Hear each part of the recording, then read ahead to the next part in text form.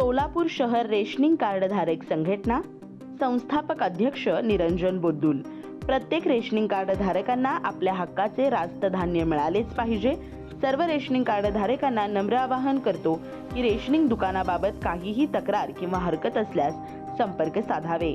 पत्ता शुभा संपर्क कार्यालय, बोद्दुल निवास, अशोक चौक, सोलापूर। सभासद व्हा, एकत्र या।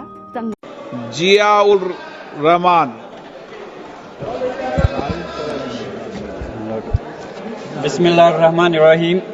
माननीय अध्यक्ष जी, आपका बहुत बहुत शुक्रिया कि आपने मुझे इस महत्वपूर्ण बिल पर बोलने का मौका दिया और मुझे उम्मीद है कि आपका संरक्षण मुझे मिलेगा कि मैं अपनी बात को मुकम्मल कर सकूं। मैं अपनी बात इस शेर के साथ शुरू करना चाहता हूं कि बुलंदी देर तक किस शख्स के हिस्से में रहती है, बुलंदी देर तक किस शख्स के हिस्से में रहती है, बहुत ऊंची इमारत हर घड़ी खतरे में रहती है। माननीय अध्यक्ष जी, आज मैं इस सदन में वक्फी तरमीमी बिल 2025 के खिलाफ अपनी बात रखना चाहता हूं। वक्फ अमेंडमेंट बिल 2025 के जरिए सरकार वक्फ ट्रिब्यूनल के अधिकार को कम कर रही है। वक्फ बोर्ड के अधिकार में भी काफी कम किए जा रहे हैं। वो इसलिए कि ताकि वक्फ बोर्ड की संपत्ति को आसानी से सरकार अपने कंट्रोल में कर सके, जिसको कि हम बर्दाश्त नहीं करेंगे। माननीय अध्यक्ष जी, मैं आपके माध्यम से कहना चाहता हूं कि मैं और हमारे नेता माननीय राष्ट्रीय अध्यक्ष अखिलेश यादव जी सिर्फ इस बिल का इसलिए विरोध नहीं कर रहे कि इसको एनडीए सरकार लेकर के आई है। हम इस बिल को विरोध इस वजह से कर रहे हैं क्योंकि ये हमारे मुस्लिम समाज को तोड़ने का काम है, हमारे मुस्लिम समाज को कमजोर करने का काम है और इस देश के अंदर विकास में रोधा उत्पन्न करने का काम है।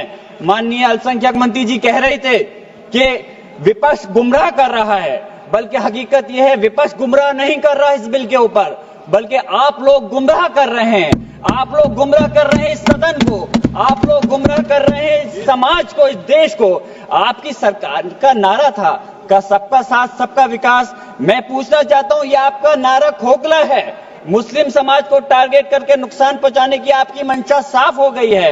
माननीय गृह मंत्री जी श्री अमित शाह साहब भी यहाँ बैठे हुए हैं।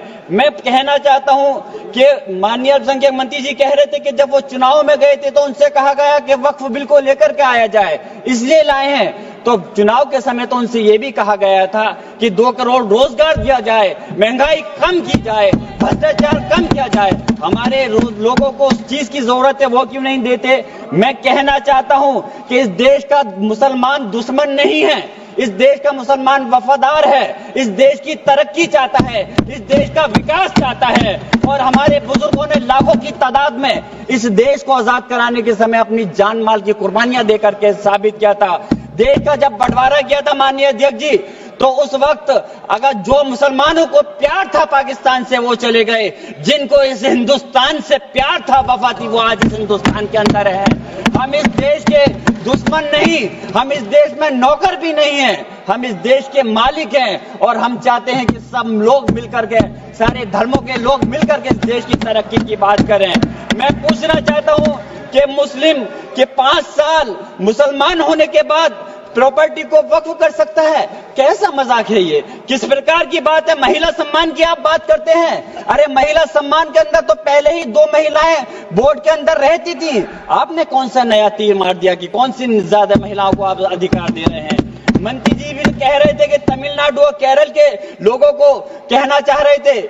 मैं पूछना चाहता हूं, याद रखना, यह बिल इतना खतरनाक है, हमारे सारे समाज को तोड़ने का काम कर रहा है। और बिहार और खासतौर से आंध्र प्रदेश की जनता आपके सहयोगी दल को कभी माफ नहीं करेगी अगर वो लोग इस बिल पर आपका साथ देते हैं। तो मैं कहना चाहता हूं, कमाल की बात तो यह है, मुस्लिम समाज को हक देने की बात वो लोग कर रहे हैं जिनके पास 240 सांसद होने के बावजूद एक भी मुस्लिम सांसद आपके पास नहीं है। आप बात कर रहे हैं, मुझे अफसोस है कि आप इसकी बात कर रहे हैं। सत्ता पक्ष के लोग मुसलमानों की तरक्की की बात कर रहे हैं। आपके मुंह से ये बात अच्छी इसलिए नहीं लगती, मुसलमानों को उत्तर प्रदेश हो या हिंदुस्तान का कोई सा हिस्सा हो, उन्हें नमाज पढ़ने से दिक्कत है। माननीय अध्यक्ष जी, बस मैं अपनी बात खत्म कर रहा हूं। अजान से दिक्कत है, मदरसों से दिक्कत है, मुसलमानों के कारोबार से दिक्कत है, मुसलमानों की स्कॉलरशिप को बंद कर रहे हैं और उसके बाद वक्फ के माध्यम से मुसलमानों को हक दिलाने की आप बात कर रहे हैं। मेरा कहना है कि क्या देश में माननीय न्यायालयों के अंदर पहले से मुकदमों की कमी है? जो नए इस बिल को ला करके नए जन्मों को विवाद दिया जा रहा है। आप वैसे तो संवैधानिक प्रक्रिया पर यकीन रखते हैं, आप कहते हैं कि संवैधानिक प्रक्रिया के तहत ही हर बूथ में चुनना चाहिए, तो मैं वक्फ बोर्ड के अंदर क्यों आप नॉमिनेट करके सदस्यों और अध्यक्ष को नॉमिनेट करके सरकार के कंट्रोल में करना चाहते हो। मैं अपनी बात खत्म करते हुए मैं सरकार से कहना चाहता हूं आपके माध्यम से माननीय अध्यक्ष जी कि इस बिल को वापस लेना चाहिए। इस बात की वाजिब चिंता है कि यह विधेयक नौकरशाही की ज्यादती को बढ़ावा दे सकता है, जिससे मुस्लिम कम्युनिटी में विश्वास कम हो सकता है। संस्कृति और मजहबी विरासत की हिफाजत कभी भी प्रभावित नहीं होनी चाहिए। मैं आप अलग से मुस्लिम संस्था के आखिरी बात माननीय अध्यक्ष जी, आखिरी बात मैं कंक्लूड कर रहा हूं। मैं पूछना चाह रहा हूं कि दूसरे समुदाय के लोगों को वक्फ बोर्ड के अंदर रखने का क्या मतलब बनता है? क्या आप दूसरे मजहबी संस्थाओं के अंदर मुस्लिम समाज को भी रखने का काम करेंगे? तो इसलिए इस प्रकार का भेदभाव, नफरत की दीवार खड़ी मत करिए। इस देश की तरक्की के लिए सब लोगों को मिलकर के साथ चलना पड़ेगा। मैं अपनी बात इस शेर के साथ खत्म कर रहा हूं माननीय अध्यक्ष जी कि ये इंसान के बनाए हुए काले कानून, ऐसे कानून से नफरत है, अदावत है मुझे, इनसे हर सांस में तहरीक बगावत है मुझे। बहुत बहुत शुक्रिया माननीय अध्यक्ष।